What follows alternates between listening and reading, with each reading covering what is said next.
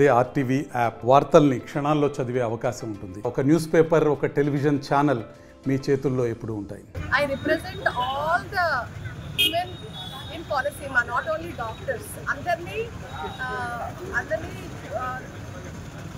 కలిపి మాట్లాడాల్సిన విషయం ఇది. ఏంటంటే చాలా బాధాకరమైన విషయం. ఒక లేడీ డాక్టర్, అంత డాక్టర్ వృత్తిలో ఉన్న లేడీకే కొంచెం కూడా అసలు భద్రత లేకపోతే, నార్మల్గా ఏ పని బాట లేకుండా కొంచెం జాగ్రత్తగా చిన్నపిల్లల్ని చూసుకుంటూ ఇంట్లో ఉన్న లేడీస్ అయినా, బయటికి చేసి చిన్న చిన్న ఉద్యోగాలకు వెళ్ళే ఆడవాళ్ళకైనా అసలు భద్రత అన్నది అసలు రాదు.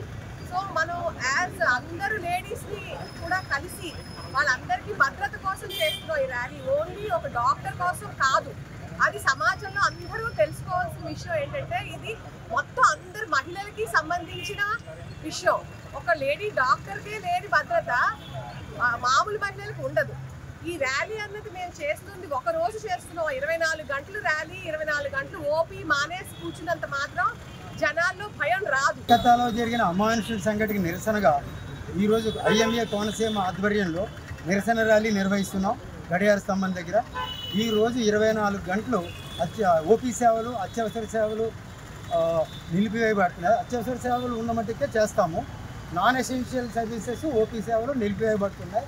ఆ సంఘటనకి నిరసనగా మేము ఇక్కడ ధర్నా చేస్తున్నాము. కలెక్టర్ ఆఫీసులో వెళ్ళి ఇప్పుడు కలెక్టర్ గారికి మెమొరాండం ఇస్తాము.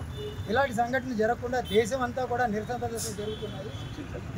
నేరస్తులు కఠినంగా శిక్షించాలని చెప్పి IMA Konaseema, IMA AP state, IMA India మొత్తం అంతా డిమాండ్ చేస్తుంది. ఈ సంఘటన చాలా దురదృష్టకరమైన సంఘటన, రాక్షసత్వం అని చెప్పుకోవాలి. ఇది మొత్తం దేశవ్యాప్తంగా కూడా చాలా సంచలనం కలిగించినటువంటి సంఘటన. ఇది పునరావృతం అవ్వకుండా ఈ డాక్టర్స్ అసోసియేషన్ తరఫున మేమందరూ కూడా డిమాండ్ చేస్తున్నాం. ప్రభుత్వ పరంగా గవర్నమెంట్ ఆఫ్ ఇండియా కూడా దీనికి చట్టాలు ఉన్నాయి, చట్టాలన్నీ చేశారు. ఆ చట్టాలను అమలు చేసే విధానం కూడా చేయాలని చెప్పి మేము అందరూ కూడా డిమాండ్ చేస్తున్నాం. ఇప్పుడు కలెక్టర్ గారికి కూడా మేము ఒక మెమొరాండం సబ్మిట్ చేస్తున్నాం.